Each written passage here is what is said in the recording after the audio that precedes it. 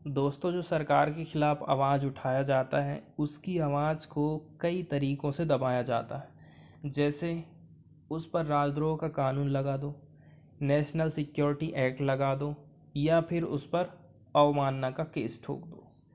अब एक नई सी बात ये समझ में आ रही है कि लोगों की आवाज़ को इंफॉर्मेशन टेक्नोलॉजी एक्ट 2008 के अंतर्गत भी दबाया जा सकता है, ताकि वो सरकार की आलोचना ना कर सकें, सरकार की हमेशा बड़ाई ही करते रहें।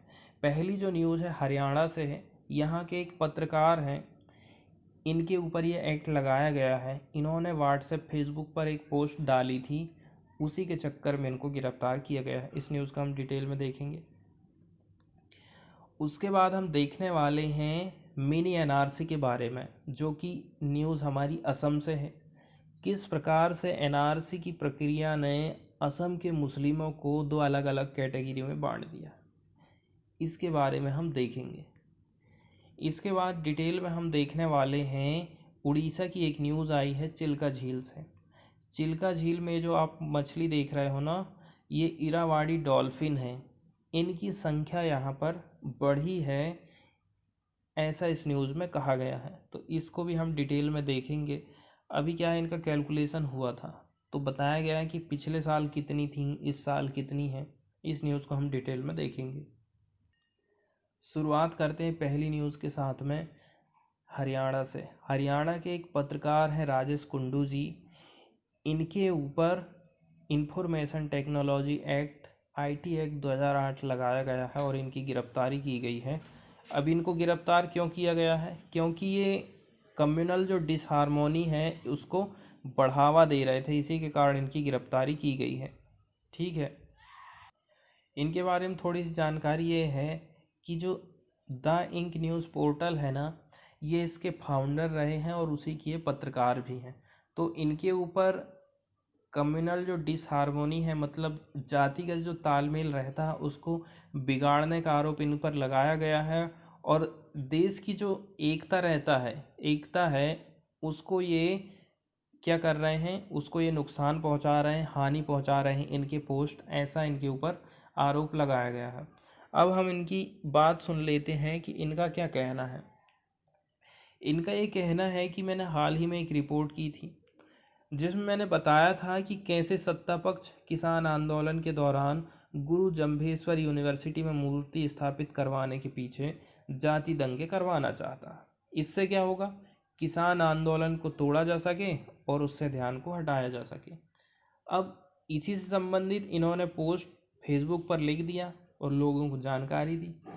अब आप खुद बताइए कि जाति दंगों को लेकर यदि मैं आगाह करता हूँ और रिपोर्ट करता हूँ, लोगों को जानकारी देता हूँ और फेसबुक में पोस्ट लिखता हूँ, तो ये गुनाह कैसे हो गया? तो इनके ऊपर सोशल मीडिया प्लेटफॉर्म में उत्तेजित मैसेज फैलाने के आरोप लगाए गए हैं और इनके ऊपर लगा है इंफॉर्मेशन टेक्नोलॉजी अमेंडमेंट एक्ट 2008। इस एक्ट के बारे में हम जानकारी हासिल कर लेते हैं। तो इंटरनेट से रिलेटेड जो ऑफेंस होते हैं ना, उनको एड्रेस करने के लिए एक्ट लाया गया था। इंटरनेट से संबंधित जो भी अपराध होते हैं, अब इसको बनाते समय ध्यान दिया गया था यूरोपियन यूनियन मॉडल को, यूनाइटेड स्टेट मॉडल को, चाइनीज़ मॉडल को ध्यान में रखा था। अलग अलग इसके सेक्शन है, जैसे कि अभी ज़्यादातर हम लोग जो सुन रहे थे वो सेक्शन 69A है, जिसके अंतर्गत इंटरनेट की जो सामग्री है ना उसको सरकार ब्लॉक कर सकती है। जैसे कि कुछ समय पहले इंडिया और चाइना की बॉर्डर में जब टेंशन आया था ना, तो उस समय चाइनीज़ एप्लीकेशन को सरकार ने अपनी सिक्योरिटी थ्रेट को लेकर इनको जो है ब्लॉक कर दिया था, तभी से वो सब नहीं चल रहा था। इसके बाद जो दूसरा सेक्शन है 79 है और आईटी रूल्स हैं। ये क्या काम करता है, सेंसरशिप को प्राइवेटाइजेशन करने का काम करता है। और यदि हम 67 और 67A की बात करें तो इसमें ये बताया जाता है कि सोशल मीडिया प्लेटफॉर्म पर आप न्यूडिटी को नहीं शो कर सकते। इसके बाद सेक्शन 66A है, इसमें ये कहा गया है यदि आपने ऑफेंसिव, भड़काऊ या उत्तेजित करने वाले मैसेज डाले तो आपको 3 साल की जेल डालेंगे, नहीं तो फिर आप और उसके साथ साथ में आपसे फाइन भी ठोकेंगे। ठीक है, तो जैसे ही इनकी गिरफ्तारी होती है ना, पूरे देश में कहीं ना कहीं से इस जो इनकी गिरफ्तारी हुई है इसके खिलाफ लोगों ने आलोचनाएं करना शुरू कर दिया है। ठीक है, लोग अच्छी तरह से जान रहे हैं कि ये जो है किसान आंदोलन के लिए एक मुखर आवाज़ के रूप में काम कर रहे थे। ठीक है, उनकी आवाज़ को जनता तक पहुंचा रहे थे, इसी के चक्कर में इनकी गिरफ्तारी हुई है। और कुछ लोगों का ये कहना है कि सरकार प्रेस पर पूरी तरह से प्रेस को अपनी मुट्ठी में रखना चाहती है, अटैक कर रही है एक प्रकार से प्रेस पर, ऐसा इसमें कहा गया है। दूसरी न्यूज़ हम देखने वाले हैं उड़ीसा से। उड़ीसा की जो चिल्का लेक है वहाँ पर ये डॉल्फिन पाई जाती है जिसका नाम है इरावाडी डॉल्फिन। ये पिक्चर है इसकी, क्लियर नहीं दिख रही है, क्लियर पिक्चर हम देख लेते हैं इसकी। ये जो पिक्चर देख रहे हो ना आप, यही है इरावाडी डॉल्फिन जो कि उड़ीसा की चिल्का लेक में पाई जाती है। अब इसके बाद हम देख लेंगे कौन कौन सी प्रमुख बातें हैं इससे संबंधित। इसके बाद आइए हम देखते हैं चिल्का झील के मैप को। ये जो पूरा ब्लू ब्लू एरिया दिख रहा है ना, ये पूरा चिल्का झील है जो कि यहाँ पर फैली हुई। और एक बात हमको ये ध्यान रखना है कि ये जो नेशनल हाईवे है ना, ये नेशनल हाईवे नंबर 5 है, इसी के किनारे किनारे ये चिल्का झील फैली हुई है। ठीक है, और ये जो है इसका माउथ है चिल्का झील का, ये सतपदा आइसलैंड, यहाँ पर छोटे छोटे इस प्रकार जो ग्रीन ग्रीन आप देख रहे हो ना, वो आइसलैंड है। और यहाँ पर यहीं पर आप देखोगे ये जो नालबाना है ना आइसलैंड, यहीं पर एक बर्ड सेंचुरी भी स्थित है। अब हम आगे बढ़ते हैं, कुछ जानकारियां हैं जो हम चिल्का झील से रिलेटेड हैं देख लेते हैं। चिल्का झील एक ऐसी लैगून है जो एशिया की सबसे बड़ी है और वर्ल्ड की सेकंड लार्जेस्ट लैगून है ये। अब लैगून हम किसको कहते हैं, जैसे कि ये झील है और ये पूरा समुद्र है इस प्रकार से। यदि ये झील समुद्र से कोई चट्टान या फिर रेत की पट्टी के द्वारा अलग हो जाती है तो इसको हम कहते हैं लैगून। ठीक है, तो एशिया की सबसे बड़ी है और विश्व की सेकंड लार्जेस्ट ये लैगून है। अब हम बात करते हैं ये किससे अलग है। ये एक जो रेत की एक स्ट्रिप है, पट्टी है, इसके द्वारा ये बे ऑफ बंगाल से अलग होती है। ठीक है, और ये एशिया के ईस्ट वाले कोस्ट में पाई जाती, मतलब पश्चिमी कोस्ट में ये पाई जाती, पश्चिमी तट पर पाई जाती है। किधर किधर ये फैली है, तो ये पुरी है, खुर्दा है और गंजाम डिस्ट्रिक्ट में फैली हुई है। अब कुछ और बातें जो हमको ध्यान में रखना है ये है ऐसी कि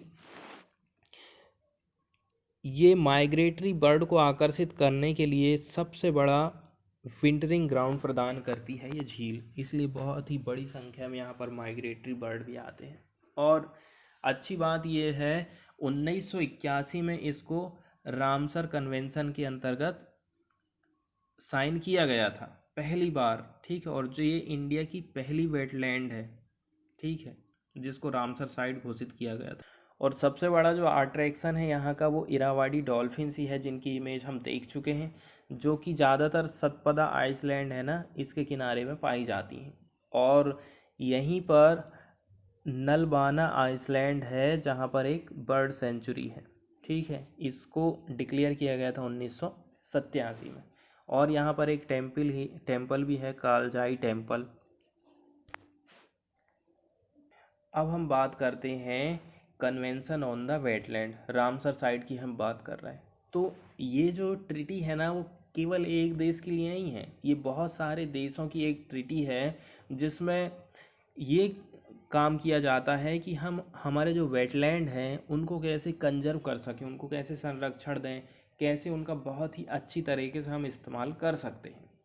और इसको सबसे पहले अडॉप्ट किया गया था 1971 में। ईरान की एक सिटी है रामसर, इसी के नाम पर इसका नाम रखा गया है।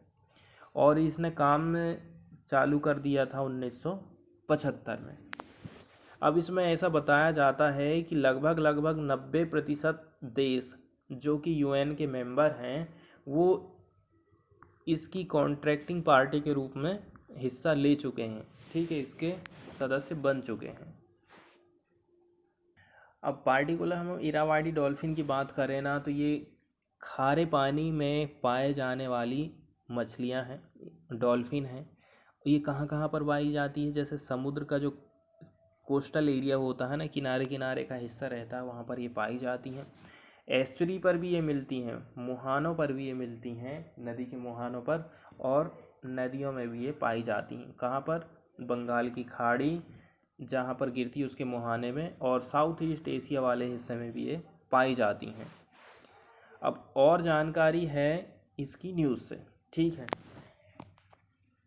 चिल्का झील इंडिया की सबसे बड़ी खारे पानी की झील है, यहीं पर ये पाई जाती हैं। और जब इनको कैलकुलेट किया गया तो पिछले साल की अपेक्षा इनकी संख्या डबल हो गई है, ऐसा इस न्यूज़ में कहा गया है। तो इनकी जो जनगणना है ना, वो जनवरी और फरवरी में इनकी कैलकुलेशन किया गया था। तो अधिकारी लोगों का ये कहना है कि इनकी जो संख्या है स्पेक्युलर तरीके से, शानदार तरीके से इनकी ग्रोथ हुई है इनकी संख्या में। अब ये जो काम है कैलकुलेशन का, इसमें कितने लोगों ने पार्टिसिपेट किया? तो अगर हम सभी लोगों को अलग अलग भाग में बांट दें तो टोटल 41 यूनिट में लोगों को बांट दिया गया था इसकी कैलकुलेशन करने के लिए, ठीक है। जिसमें कौन कौन शामिल थे? इसमें शामिल थे wild life activist, academician, forest department के अधिकारी, एनजीओ के सदस्य थे, बोर्ड को चलाने वाले लोग, रिसर्च करने वाले लोग कहाँ के? Bombay natural history society Mumbai के, ठीक है। इन लोगों ने भी इस कैलकुलेशन में अपनी योगदान दिया है। देखो, इसमें केवल इन्हीं अकेले के बारे में कैलकुलेशन नहीं किया गया था, तो कैटासियन स्पीसीज के बारे में भी इन्होंने कैलकुलेशन की थी। इनके अलावा भी और क्या क्या चीज़ यहाँ पर पाई जाती है उसके बारे में भी उन्होंने जानकारी उठाई थी, ठीक है। अब हम बात करते हैं संख्या की, कि कितनी संख्या में टोटल ये स्पीसीज पाई गई हैं, ठीक है। इस बार 544 पाई गई हैं, पिछले साल थी 233। अब इसमें कौन कौन शामिल है? Irrawaddy, bottle knows, humpback dolphin, तीनों प्रकार की डॉल्फिन की कुल संख्या इसमें बताया गया है 544, ठीक है। और यदि हम खाली बात करें इरावाडी डॉल्फिन्स की, तो पिछले साल में थी 146 और इस साल हो गई है 162 इनकी संख्या, ऐसा इस यहाँ पर बताया गया है, ठीक है। अब केवल चिल्का झील में ही ये नहीं पाई जाती हैं, राजनगर का जो मैंग्रोव डिवीज़न है ना, यहाँ पर 39 डॉल्फिन पाई गई, जबकि पिछले साल पाई गई थी 60। मतलब ये एरिया इनके हैबिटेट के लिए थोड़ा ठीक नहीं लगता है, क्योंकि यहाँ पर इनकी जो संख्या है ना वो डाउन हो गई है। अब आगे देखते हैं हम, ठीक है। यदि हम बात करें ना हम्पबैक डॉल्फिन की, तो जो राजनगर वाला जो एरिया है मैंग्रोव डिवीज़न, यहाँ पर हम्पबैक डॉल्फिन की संख्या बढ़ी है, ठीक है। इस साल इनकी संख्या 281 है और पिछले साल इनकी संख्या थी 2। अब जो हम्पबैक डॉल्फिन होती है ना, इनके बारे में ये कहा जा रहा है कि ये इनकी संख्या जो है ना कम ज़्यादा होते रहती है, इनकी संख्या स्थिर नहीं रहती है, क्योंकि ये लोग एक जगह से दूसरी जगह ट्रैवल करते रहती हैं। ये पिक्चर देख रहे हो ना आप, यही है हम्पबैक डॉल्फिन, ऐसा इनके बारे में कहा जाता है। तो आने वाले टाइम में भी इनका कहना है कि इनकी जो संख्या है हम्पबैक डॉल्फिन की, वो फ्लक्चुएट कर सकती है। अब तीसरी जो न्यूज़ है हमारी असम से है। असम की न्यूज़ है मिनी एनआरसी को लेकर। देखो, एनआरसी को लाई थी सरकार, ठीक है, और मिनी एनआरसी को ला रही है यहाँ की एक मुस्लिम समुदाय है, जो कहते हैं कि हम लोग यहीं के हैं। कब से? जब अंग्रेज आए थे उसके पहले से ही हम लोग यहाँ पर रह रहे हैं। ऐसे लोगों का कहना है कि हम मिनी एनआरसी लाएंगे। मिनी एनआरसी में ऐसे लोगों की लिस्ट रहेगी जो यहीं के हैं, ठीक है, जो लोकल के हैं, जो कि बांग्लादेश से भागकर यहाँ असम में नहीं आए हैं। ऐसे लोगों की हम लिस्ट तैयार करने वाले हैं, क्योंकि सरकार ना बांग्लादेश से जो आए हैं बंगाली बोल रहे हैं उनको और हम लोगों को सबको एक ही समझने लगी है, ऐसा इनका कहना है। एनआरसी क्या है? एनआरसी के अंतर्गत लोगों की लिस्ट बनाई जाएगी कि कौन से लोग इंडिया के हैं और कौन से लोग यहाँ से बाहर के आए हैं इंडिया में। तो जो बाहर के आए हैं उनके खिलाफ कार्रवाई की जाएगी, ऐसा एनआरसी में कहा गया है। अब एक बात जो समझने वाली है हमारी, वो है एनआरसी और सीएए को लेकर। देखो, सीएए जो है वो अलाउ करता है कि ऐसे लोग जिनके पास डॉक्यूमेंट्स नहीं हैं या फिर काफ़ी साल से जो इंडिया में शरण शरण लेकर रह रहे हैं और उनके पास कोई डॉक्यूमेंट्स नहीं, लेकिन ऐसे लोग जो मुस्लिम बाहुल्य देश हैं, पाकिस्तान, अफ़गानिस्तान हो गया, यहाँ से भागकर हमारे देश में आए हैं, जो कि मुस्लिम नहीं हैं, अन्य जो 6 समुदाय के लोग हैं, वो हमारे इंडिया में यदि आकर रह रहे हैं तो उनको इंडिया नागरिकता देगा। ठीक है, इसलिए इसमें मुस्लिमों को छोड़ दिया गया है। अब लेकिन क्या ज़रूरी है कि ये अन्य 6 धर्म वाले लोग ही प्रताड़ित किए जाते हैं? क्या मुस्लिमों को कोई प्रताड़ित नहीं करता है? म्यांमार की बात ही ले लो। म्यांमार का जो रखाइन स्टेट है, यहाँ पर बौद्ध लोग ज़्यादा हैं और जो रोहिंग्या मुस्लिम है ना, वे लोग कम हैं। तो इसी के चक्कर में सेना और इनके बीच में जब झड़प हुई थी तो इनको बहुत ज़्यादा प्रताड़ित किया गया, इनकी हत्या की गई, गांव इनके जला दिए गए। तो क्या ये लोग प्रताड़ित नहीं हुए? तो फिर आप मुस्लिमों को क्यों छोड़ रहे हो? और दूसरी बात ये है, सीएए तो कहता है कि हम इनको अलाउ कर देंगे, ठीक है, और एनआरसी कहती है कि जो भी अवैध रूप से रह रहा है ना, उसको हम इंडिया से बाहर करेंगे। अब यदि इनमें से एनआरसी में से जो बाहर होने वाले लोग हैं वो मुस्लिम हैं तो वो तो बाहर हो जाएंगे। मुस्लिम के अलावा जो भी अन्य धर्म के लोग हैं वो अंदर हो जाएंगे सीएए के द्वारा। यही विरोध इसमें चल रहा है। तो असम में रहने वाले जो मुस्लिम हैं ना, उन्होंने डिसाइड कर लिया है कि ओरिजिनल जो मुसलमान हैं असम के, वो और जो माइग्रेंट रूप से जो कि बंगाल ओरिजिन से हमारे असम में आए हैं, उनके बीच में अंतर पता करने के लिए हम एक मिनी एनआरसी लाएंगे कि कौन यहाँ का है और कौन बाहर का है। ठीक है, अब इनको प्रॉब्लम ये जा रही है कि सरकार सबको एक समझ ले रही है, हमको भी एक समझ रही है, और जो माइग्रेट करके आए हैं बंगाल से उनको भी एक ही मुस्लिम समझ रही है, ऐसा इनका कहना है। अब देखिए, ये एक संगठन है इनका जेएसपी, जनगोष्ठियाँ सामान्य परिषद, जेएसपी एक संगठन है इनका। ठीक है, इनका क्या कहना है? इनका ये कहना है कि हमने एक पोर्टल बनाया है जहाँ पर आसामीज़ जो मुस्लिम हैं इनको रिलेवेंट डॉक्यूमेंट्स अपने अपलोड करने पड़ेंगे ताकि ये पता लगाया जा सके कि आप इंडिजीनियस हो कि माइग्रेंट वाले मुस्लिम हो। अब जो जेएसपी है, जो संगठन है, वो ये कहता है कि जो असम में रहने वाले जो असली मुस्लिम है ना, वो 3 कैटेगरी के हैं, गोरिया, मोरिया और देसी। ये अपनी कैटेगरी बताते हैं कि हमारी इतनी कैटेगरी है। ठीक है, अब गोरिया लोगों के बारे में बताया गया है कि ये कहाँ से कहाँ कन्वर्ट हुए हैं। ठीक है, तो जो अलग अलग जो इंडिजीनियस लोगों का समुदाय था पहले और जो जनजाति लोग थे ना, वो कन्वर्ट हो गए थे किस में? गोरिया में। ठीक है, अब मौर्य लोग कौन है? मौर्य लोग जब उस टाइम में अहम का जो राज चलता था तो उनके लिए ये लोग हथियार और बर्तन बनाने का काम करते थे, उनको कह दिया गया मौर्य। अब देसी किनको कहेंगे?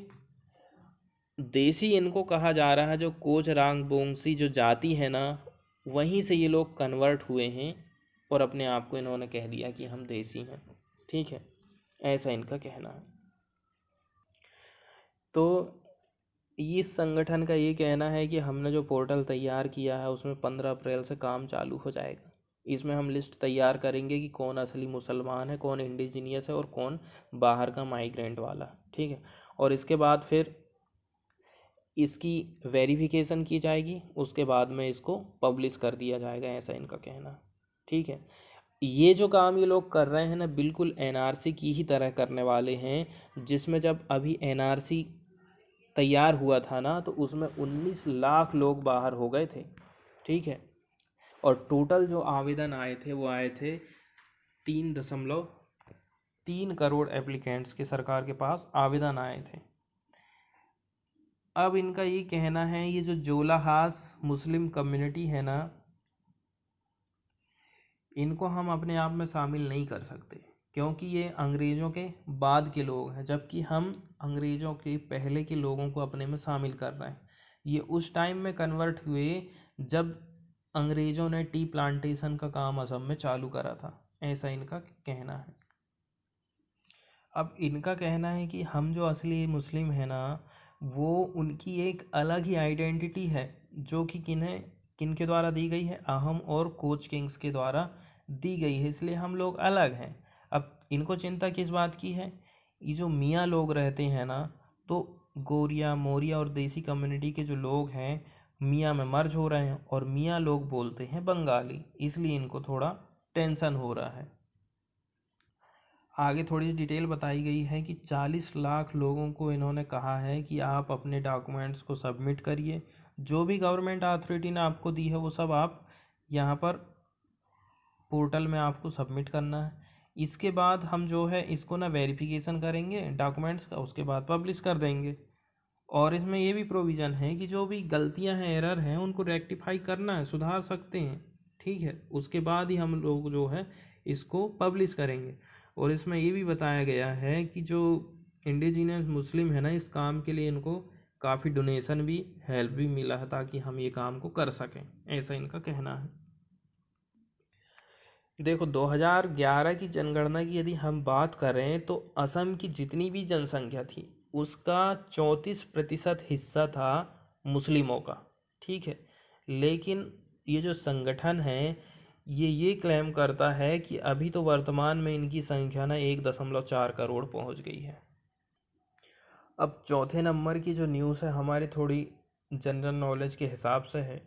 सुप्रीम कोर्ट ने ये कहा है कि यदि जबरन वसूली का पैसा, ठीक है, जो जबरन वसूली का जो पैसा रहता है वो यदि टेररिस्ट ऑर्गेनाइजेशन को किसी ने दे दिया तो उसका मतलब ये नहीं है कि वो जो पैसा है टेरर फंडिंग कहलाएगा, ऐसा सुप्रीम कोर्ट ने कहा।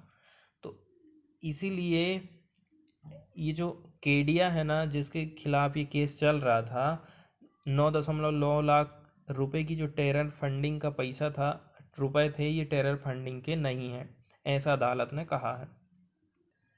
अब हम इसमें देख लेते हैं कि ये मामला क्या है। चतरा जिला पड़ता है उसके आम्रपाली कोल परियोजना में, ठीक है। अधिकारी और जो ट्रांसपोर्टर लोग हैं इनकी मिली भगत से पैसे की वसूली होती थी, और इसी पैसे को उग्रवादी संगठन टीपीसी को भेज दिया जाता था, ठीक है। इसी के मामले में पुलिस ने रिपोर्ट दर्ज की थी, और फिर बाद में ये केस चला गया था एनआईए के पास में जांच के लिए। और जिनके खिलाफ केस चल रहा है ना, वो एक रांची बेस्ड कोल बिजनेसमैन हैं, जिनको अनलॉफुल एक्टिविटी प्रिवेंशन एक्ट के तहत इनको छोड़ दिया, बुक किया गया था, ठीक है। अब उनको जो है बेल दी गई है। अब सुदेश केडिया के बारे में बात बताई गई है कि इनको जो है फंडिंग कर रहे थे ये लोग टेरर के लिए, इसीलिए सुदेश केडिया को गिरफ्तार किया गया था। लेकिन देखो ये इनका ये कहना था कि मुझसे लोग जबरन वसूली करते थे, ठीक है, इसलिए मुझे जो पैसा है ना ये टेरर गैंग और टीपीसी को देना पड़ा, ताकि जो मेरा बिजनेस है वो चलता रहे, ऐसा इनका कहना था। और ये कह रहे हैं कि मैं टीपीसी का कोई मेंबर नहीं हूँ, और मेरा जो ट्रांसपोर्ट का काम है ना हो ही नहीं पा रहा था स्मूथली, यदि मैं पैसा 1 रुपया भी नहीं देता इस ऑर्गेनाइजेशन को। ये लोग डिमांड करते थे तभी मेरा माल आगे बढ़ पाता था, ऐसा इनका कहना है। अब आगे बात बताई जाती है टीपीसी के बारे में। टीपीसी के जो लोग थे ना वो ज़बरदस्ती वसूली करते थे, जो कोल माइनिंग के जो बिजनेसमैन है ना उन लोगों से, कहाँ कहाँ के, आम्रपाली और मगध की जो कोल माइनिंग है उस एरिया की, ठीक है। इनके पास कई प्रकार की संपत्तियां जब्त हुई हैं, मूवेबल इमूवेबल प्रकार की प्रॉपर्टी। और ये लोग जो ट्रांसपोर्ट रहता था ना कोल का, उसको कहीं ना कहीं ये लोग स्टॉप करते थे, ऑब्स्ट्रक्ट करते थे, ऐसे ही करके ये लोग कमाई करते थे। अगली जो 5वें नंबर की न्यूज़ है इंडियन एयरफोर्स से रिलेटेड है। इसमें ये कहा गया है कि इंडियन एयरफोर्स ने एक नई प्रोसेस को अपनाया है, जिसके अंतर्गत वो लंबे समय के लिए रेंट पर मतलब लीज पर देने वाली है रिफ्यूलिंग एयरक्राफ्ट्स को, ऐसा इसमें कहा गया है। अब ये जो काम किया जाएगा वो घंटे के हिसाब से कहा किया जाएगा, ठीक है। इसमें ध्यान रखा जाएगा कि कितने घंटों के लिए काम जो है किया जा रहा है। अब इनका ये कहना है कि ये जो लीज में देने वाले टैंकर है ना, इनको खाली ट्रेनिंग के पर्पज़ से इस्तेमाल करेंगे, लेकिन जो IL-78S है इसको हम ऑपरेशन में लाते रहेंगे, ऐसा इनका कहना है। अब कितने रिफ्यूलर को लीज में देने की इनकी योजना है ये हम देख लेते हैं। तो अभी केवल ये बस बताया गया है कि अभी हमारे पास जो है 6 रशियन IL-78 टैंकर हैं, लेकिन पार्टिकुलर ये नहीं बताया गया है कि कितने टैंकर को हम जो है रिलीज पर वो लीज पर देने वाले हैं, ठीक है। इनको देने का ये कारण है कि हम जो है ये जो काम जब हम किए ना खुद से, तो वो सही से हमें फलीभूत नहीं मिला है, फलीभूत नहीं हुआ है ये काम, इसके चक्कर में हमको देने पड़ा। 6वें नंबर की जो न्यूज़ है वो इंडिया चाइना बॉर्डर रिलेशन से रिलेटेड है। अभी देखो कुछ जगहों पर काम बन गया है हमारा, दोनों सेनाएं पीछे हट गई हैं, लेकिन अभी भी कुछ जगह बची हुई हैं, जैसे कि गोगरा एंड हॉट स्प्रिंग। ये पेट्रोलिंग के पॉइंट है जहाँ पर सेनाएं पेट्रोलिंग करते हैं। 2 जगह से अभी डिसएंगेजमेंट होने वाला है, ठीक है। कल ही हमने एक न्यूज़ पढ़ा था कि अमेरिका का जो नौसेना का जहाज़ है ना, हमारी एक्सक्लूसिव इकोनॉमिक जोन में आ गया है। उसी से रिलेटेड ये कुछ चीज़ें हैं जो यहाँ पर बताई गई हैं, ठीक है। इसमें सबसे पहले तो हमको ये समझना है कि ये जो एरिया है ना, UNCLOS, इसको किस प्रकार से डिवाइड करता है या फिर बांटता है, इसको हमको समझना पड़ेगा, ठीक है। सबसे पहले हमारे पास जो 12 नॉटिकल मील की दूरी है ना, ये टेरिटोरियल सी है। ये इतना हमारे पास इतना एरिया है, ठीक है। यहाँ से 12 नॉटिकल मील का एरिया टेरिटोरियल सी कहलाता है। इसके बाद यहाँ से लेकर जो 24 नॉटिकल मील वाला जो एरिया है, ये जो रहता है, यहाँ तक हम लोग क्या कर सकते हैं, हम लॉ है, ऑर्डर है हमारे यहाँ पर, हम पुलिसिंग कर सकते हैं, ठीक है। लेकिन यदि आप यहाँ से लेकर 200 नॉटिकल मील तक की बात करोगे तो आप इस पर क्लेम नहीं कर सकते कि आपका जो है टेरिटोरियल एरिया है, ठीक है। आपके लिए इस पर टेरिटोरियल राइट के लिए आप जो है दावा नहीं कर सकते, लेकिन आप क्या क्या कर सकते हो, जैसे वहाँ जो चीज़ें उनका आप उपभोग कर सकते हो, मछली पालन, मछली को पकड़ सकते हो, सी बेड की आप माइनिंग कर सकते हो, ये सब काम कर सकते हो, लेकिन आप जो के पास टेरिटोरियल राइट्स नहीं है। तो ये बातें अनक्लोज के द्वारा कही गई हैं। इसलिए अमेरिका कह रहा था कि हम जो है इधर गश्त लगा सकते हैं, हमारे जहाज़ इधर पर जा सकते हैं। अब लक्षद्वीप वाला इशू क्या है? लक्षद्वीप वाला इशू ऐसा है कि जो बात इंडोनेशिया और फिलीपींस के लिए, द्वीप समूह के लिए लागू होती है ना, वो चीज़ लक्षद्वीप के लिए लागू नहीं हो रही है। ये इसलिए इंडिया को थोड़े से दिक्कत की बात है, क्योंकि यदि ये लक्षद्वीप है तो लार्जर जो एरिया है जिसके अराउंड में जो वाटर फैला हुआ है, इस पर इंडिया क्लेम करता है, लेकिन ये जो बात है यहाँ पर लागू नहीं होती। इनके पास ज़्यादा लार्जर एरिया है, तो इतना ही एरिया हम कह रहे हैं कि हमारे पास भी होना चाहिए, लेकिन ये जो चीज़ है ना, ये सही नहीं है, ऐसा इनका कहना है यूनक्लोज का। यही अमेरिका भी कहता है।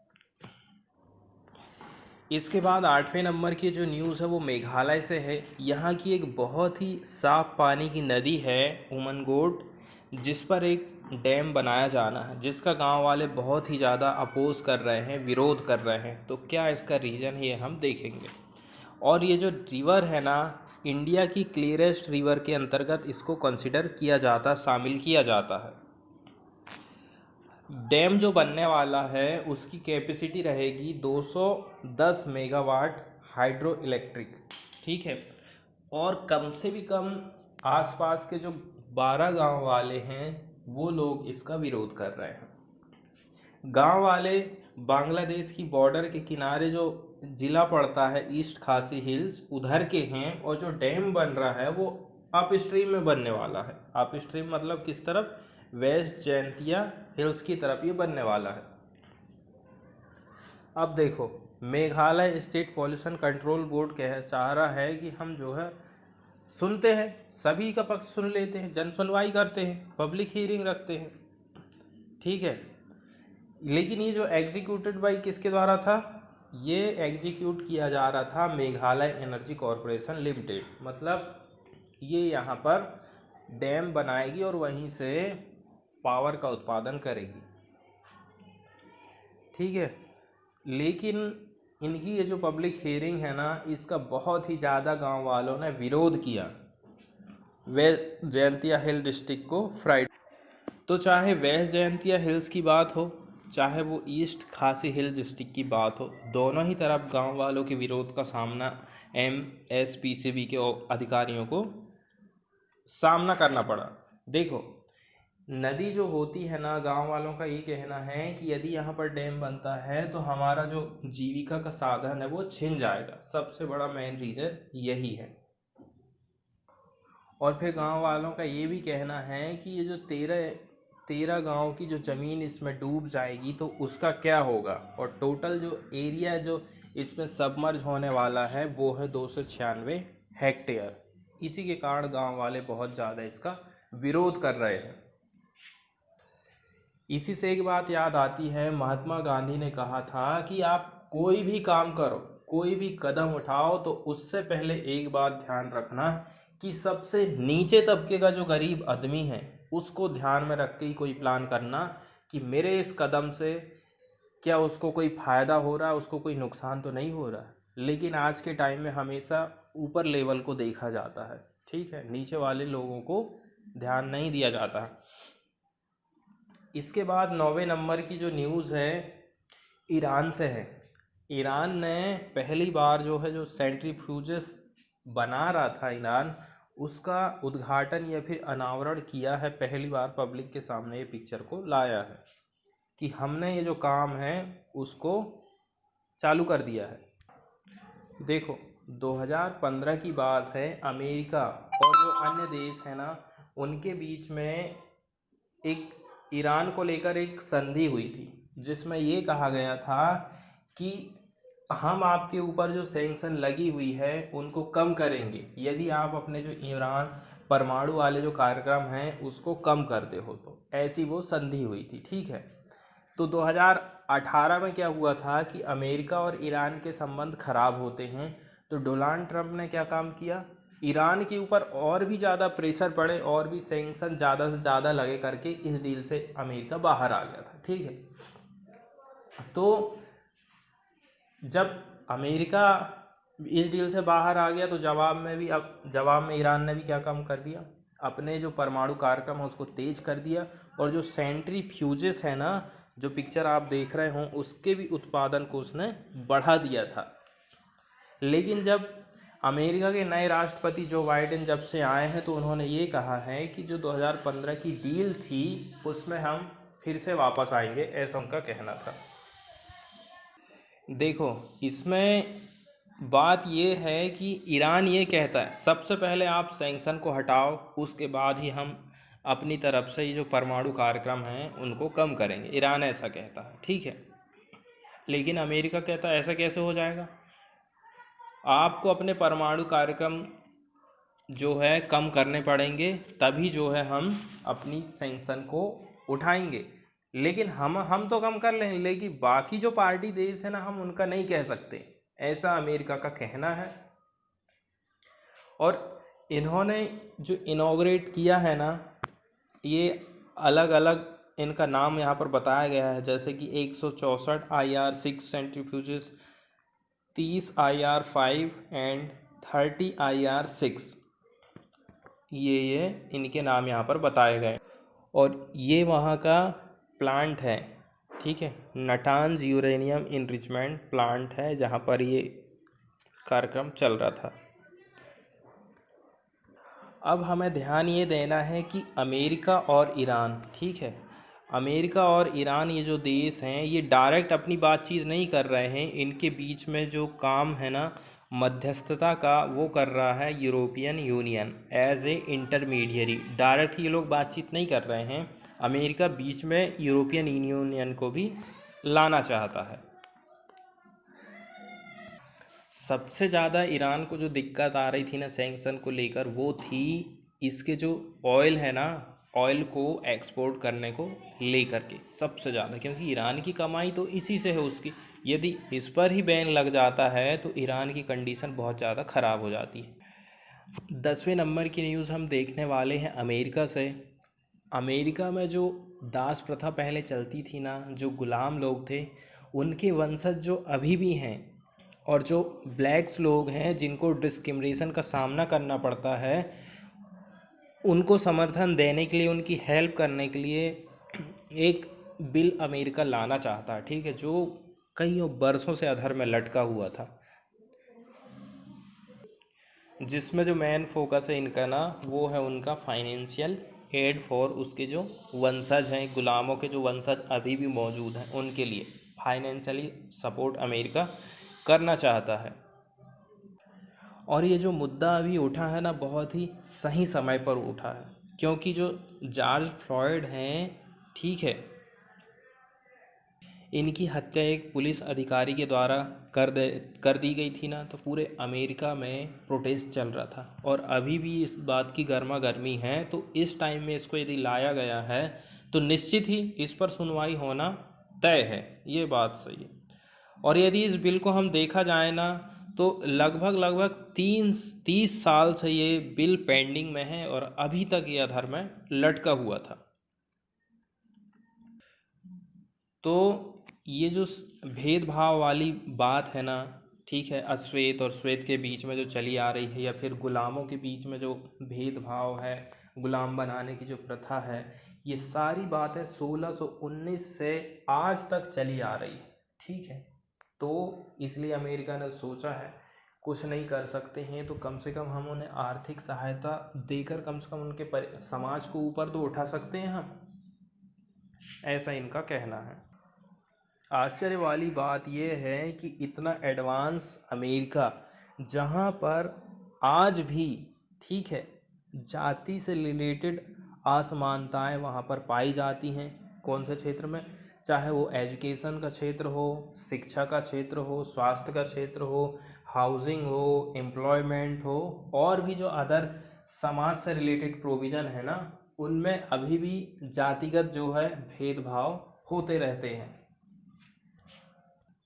11वें नंबर की जो न्यूज़ है वो हम देख रहे हैं म्यांमार से रिलेटेड। म्यांमार के जो राजदूत हैं, कहाँ पर? यूनाइटेड नेशंस में। उन्होंने पूरी अपने देश की हालत बताई है। बहुत ही दुखद घटनाएं सामने आ रही, किस प्रकार लोगों की डेथ हो रही है, लोग मारे जा रहे हैं, ठीक है, लोगों पर जो अत्याचार हो रहे हैं, उनकी पूरी तस्वीर उन्होंने यूएन के सामने रखी है। और उन्होंने कहा है कि जल्दी से जल्दी कदम उठाइए, आप देर करने की बिल्कुल ज़रूरत नहीं है, ठीक है। जैसे कि इन्होंने सजेस्ट ये किया था कि नो फ्लाई जोन के बारे में इन्होंने प्रपोज किया, सुझाव दिया, ठीक है। इसके बाद जो आर्म से रिलेटेड ट्रेड या डील हो रही है ना, उस पर तत्काल प्रभाव से रोक लगाई दी जाए, ठीक है। इसके अलावा और भी जो टारगेटेड सैंक्शन हैं वो मिलिट्री मेंबर्स के ऊपर लगाओ, ऐसा है वहाँ के म्यांमार के राजदूत का कहना है यूएन में। इसके बाद 12वें नंबर की जो न्यूज़ है हमारी कोरल रीफ से रिलेटेड है, टफ कोरल रीफ्स, ठीक है।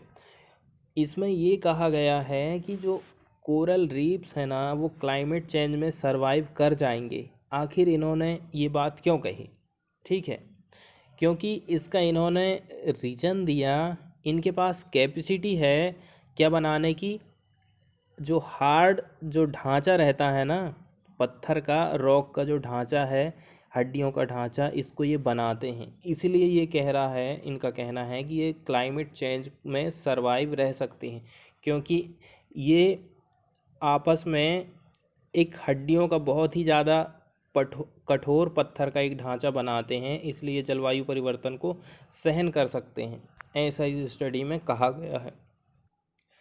आगे इनके बारे में थोड़ी जानकारी दी गई, जैसे कि कोरल रीफ ना समुद्र के तट को इरोजन मतलब क्षरण होने से बचाते हैं, और बहुत सारी फिश की जो स्पीसीज रहती, प्रजातियां रहती हैं ना, उनको रहने के लिए घर उपलब्ध कराते हैं ये कोरल रीफ। लेकिन जब ग्लोबल वार्मिंग बढ़ रही है तो इनके लिए रिस्क पैदा हो गया है, जैसे कि ये कलरलेस हो रहे हैं और भी कई सारे डिजीज़ का ये सामना कर रहे हैं। इसके बाद मंगल ग्रह से थोड़ी सी स्टडी सामने आई है। मंगल ग्रह पर पानी की जो सिचुएशन है ना, उसके बारे में बताया गया है। इसमें ये कहा गया है कि मंगल ग्रह पर पानी एकदम से ख़त्म नहीं हो गया, अलग अलग स्टेप में ड्राई, वेट, ऐसे अलग अलग स्टेप उसमें आए। पहले सूखा, गीला, ऐसे स्टेप आए, उसके बाद पानी वहाँ से गायब हुआ है। और ये जो टाइम है ना, इसका टाइम बताया गया है 3 बिलियन साल पहले की ये बात है, ऐसा स्टडी में कहा गया है। इसके बाद 14 नंबर की जो न्यूज़ है उसमें ये बताया गया है कि आज से 45,000 साल पहले के इंसान भी हुआ करते थे, जो कि यदि देखा जाए तो सबसे ज़्यादा ओल्डेस्ट हैं। इनके जीनोम इनको मिले हैं, ठीक है, होमो सैपियंस के। कहाँ कहाँ पर मिले हैं? जो बुल्गारिया है और सी जैक रिपब्लिक के केव्स है ना, यहाँ पर इनके अवशेष मिले हैं और उन्हीं का इन्होंने अध्ययन किया था, जिससे ये पता चला, ठीक है। इसके बाद वाली जो न्यूज़ है, किस प्रकार से जो वन्य जीव प्राणी होते हैं ना, उनके रहने का जो एरिया है, आवास है, वो किस प्रकार से एकदम सिकुड़ते जा रहा है, इसके बारे में है, ठीक है। तो ये जो पिक्चर आप देख रहे हैं, ये अफ्रीकन एलिफेंट की पिक्चर है। और यदि इनके एरिया की बात करें ना, तो कितने मिलियन स्क्वायर किलोमीटर तक इनका हैबिटेट है, तो अफ्रीका का जो 18 मिलियन स्क्वायर किलोमीटर एरिया है ना, इनके हैबिटेट के अंतर्गत आता है। और इनको जो है ना, मोटी चमड़ी वाले जानवर कहा जाता है, पचिड्रम इनको कहा जाता है। इनका ये घर है। लेकिन जो स्टडी क्या कहती है कि अभी इनका जो हैबिटेट वाला एरिया है, 17% हिस्से में ये रिस्ट्रिक्ट हो गया है, सीमित हो गया है, ऐसा इसमें कहा गया है, ठीक है। और इसमें कुछ कुछ बातें भी बताई जा रही हैं, जैसे इनका जो है ना, पोचिंग होता है, शिकार होता है, हाथी दांत के लिए इनको मारा जाता है, और भी अदर चीज़ें हैं। इसके साथ साथ में मानव के साथ में, ह्यूमन के साथ में भी इनको खतरा है, ठीक है, आपस में। इसके बाद वाली जो न्यूज़ है वो डॉल्फिन्स को लेकर है। गंगा की डॉल्फिन और जो इंडस मतलब सिंधु नदी की डॉल्फिन्स है, सुनने में तो हमको यही लगता है कि दोनों जगह की जो डॉल्फिन्स एक सी होंगी, लेकिन स्टडी में ये बात पाई गई है कि दोनों जो डॉल्फिन्स हैं अलग अलग हैं। बहुत समय पहले ये जो दोनों डॉल्फिन्स हैं अलग अलग हो गई थी। कितने साल अलग हो गई थी ये हम आगे जानेंगे। और इसमें ये बताया गया है कि देखो, जो सिंधु नदी है वो दूसरे एरिया में बहती है, और जो हमारी गंगा नदी है वो हमारे इंडिया में बहती है। लेकिन इसके प्रोटेक्शन को लेकर हमने एक एक्ट बना दिए हैं, जिसके अंतर्गत इससे रिलेटेड कोई भी चीज़ को हम बाहर जो है ना भेज नहीं सकते हैं, सेंड नहीं कर सकते हैं, ना तो वहाँ से डाटा को लाया जा सकता बिना परमिशन के। ठीक इसी प्रकार से थोड़ी दिक्कत इसलिए जाती है क्योंकि सिंधु नदी में पाई जाने वाली जो डॉल्फिन है, उनको हमारे इंडिया में उनका डाटा लाना बड़ा मुश्किल हो जाता है, क्योंकि डाटा को एक जगह से दूसरी जगह भेजना ना रिस्ट्रिक्ट कर दिया गया है इस प्रोटेक्शन एक्ट के अंतर्गत। तो स्टडी करने के लिए इन्होंने ना किसी भी डॉल्फिन का यूज़ नहीं किया था। उनके स्कल्स और स्केलेटन जो रहता है ना, हड्डियों का ढांचा, जो कि 20 से 30 से लेकर 150 साल पुराना था, उसका इन्होंने अध्ययन किया और ये स्टडी में ये डिसीजन उन्होंने लिया। अब लोगों को स्टडी करने में इसलिए प्रॉब्लम होती है क्योंकि डॉल्फिन का टिश्यू या फिर जो सैंपल रहता है, उसको एक कंट्री से दूसरे कंट्री में आप देश की परमिशन के बिना आप उसको ट्रांसफ़र नहीं कर सकते हैं, इसलिए इनको काफ़ी प्रॉब्लम जा रही थी। अभी तक स्टडी में ये सामने आया था कि ये दोनों जो डॉल्फिन है ना, प्लाटेनिस्टा गैंगेटिका की सब स्पीसीज हैं, ऐसा इनको माना जाता है। लेकिन अब जब ये स्टडी सामने आ गई है तो इस चीज़ को अब रिवाइज करने की ज़रूरत है। इसमें ये कहा गया है कि ये जो दोनों प्रजातियां हैं ना 5,50,000 साल पहले डाइवर्ज हो गई थी, मतलब अलग अलग हो गई थी, ऐसा इनका कहना है। और ये जो इंटरनेशनल टीम है इसने क्या क्या स्टडी किया, बॉडी की ग्रोथ और स्कल की मॉर्फोलॉजी। ठीक है, मॉर्फोलॉजी मतलब होता है जीव जंतुओं के जो संरचना रहती है ना शरीर की या फिर उनकी आकृति की संरचना का जो अध्ययन किया जाता है उसको मॉर्फोलॉजी कहा जाता है। तो स्कल की संरचना का इन्होंने अध्ययन किया था। इसके अलावा इनके दांतों की गणना की। ठीक है, दोनों का कलर देखा कैसा है और जेनेटिक मेकअप इनका कैसा है, इनका भी इन्होंने अध्ययन किया और फिर इसको उन्होंने पब्लिश कर दिया था मेरीन मैमल साइंस, इसमें इसकी स्टडी को पब्लिश किया गया था। अब आगे इसमें बात ये बताई जाती है कि यदि आपको डीएनए का एनालिसिस करना है तो आपको क्या चाहिए, आपको स्किन का सैंपल देना पड़ेगा या फिर ब्लड और हेयर आपको देना पड़ता है। लेकिन अभी इन्होंने जो अध्ययन किया है, क्योंकि इनकी जो चीज़ें हैं चाहे वो टिश्यू हो चाहे कोई भी चीज़ हो, एक देश से दूसरे देश में इनको भेजना आसान नहीं होता है, इसमें रिस्ट्रिक्शन है, देश की अनुमति लेना पड़ता है कंट्री की। तो इसलिए इन्होंने क्या काम करा, बहुत ही पुराने डीएनए किसके, स्कल्स और स्केलेटन के, कम से कम कितने साल पुराने, 20 से 30 या फिर 150 साल पुराने इनका इन्होंने डीएनए लिया और उसके बाद इन्होंने अध्ययन किया। तो बाद में ये पता चला कि गंगा में पाई जाने वाली डॉल्फिन और इंडस डॉल्फिन दोनों अलग अलग हैं। अब थोड़ी सी बात यहाँ पर करी जाती है डॉल्फिन के बचाव को लेकर, उसके संरक्षण को लेकर। देखो, तो इसको प्रोटेक्ट किया जाता है इंडियन वाइल्ड लाइफ एक्ट, मतलब प्रोटेक्शन एक्ट 1972 के अंतर्गत, और ये शेड्यूल फर्स्ट में इसको शामिल किया गया है डॉल्फिन को, गंगा की डॉल्फिन को। ठीक है, और इसको एनेक्सर फर्स्ट में शामिल किया गया है, किसमें, convention on international trade in endangered species, मतलब इसका जो इंटरनेशनल ट्रेड है उसको भी जो है मना किया गया है इस संस्था के अंतर्गत, इसका भी जो है इसमें भी उसको शामिल किया गया है। इसीलिए यदि आप इसके टिश्यू को भी एक जगह से दूसरे जगह से या फिर अदर सैंपल को फॉरेन कंट्री में इसको सेंड करते हो ना बिना सिटीज़ की परमिशन के, है ना, किसकी सहायता से, कॉम्पिटेंट अथॉरिटी ऑफ इंडिया की सहायता से, तो वो गलत हो जाएगा, आपको परमिशन लेना पड़ेगा। आगे इसमें ये बात बताई जाती है कि इनका जो सैंपल कलेक्ट करना ना बड़ा मुश्किल हो जाता है, क्योंकि ये बहुत ही ज़्यादा नीचे में तैरती हैं या फिर डूबी रहती हैं। और यदि आप म्यूज़ियम में जो कलेक्शन रखे हुए हैं उनको देखने जाओ ना तो वो बिल्कुल डैमेज वाली कंडीशन में मिलेंगे आपको और बहुत ही कम मात्रा में मिलेंगे। अब बताया जाता है कि डॉल्फिन की संख्या आखिर कम क्यों हो रही, यहाँ तक कि चाइनीज़ रिवर की जो डॉल्फिन है ना वो एक्सटिंक्ट हो चुकी हैं, गायब होने लगी हैं। आखिर इसका रीज़न क्या है, तो जो पॉल्यूशन है ना वो सबसे बड़ा रीज़न है डॉल्फिन के गायब होने का। ठीक है, यद्यपि इंडियन जो गवर्नमेंट है उसने लीगल प्रोटेक्शन दिया हुआ है डॉल्फिन को, लेकिन अभी भी ग्राउंड एक्शन की ज़रूरत है, क्लोज वर्क की ज़रूरत है, लोकल जो कम्युनिटी के जो लोग हैं उनकी हेल्प की ज़रूरत है, ताकि जो डॉल्फिन है वो आने वाले टाइम में सरवाइव कर सके।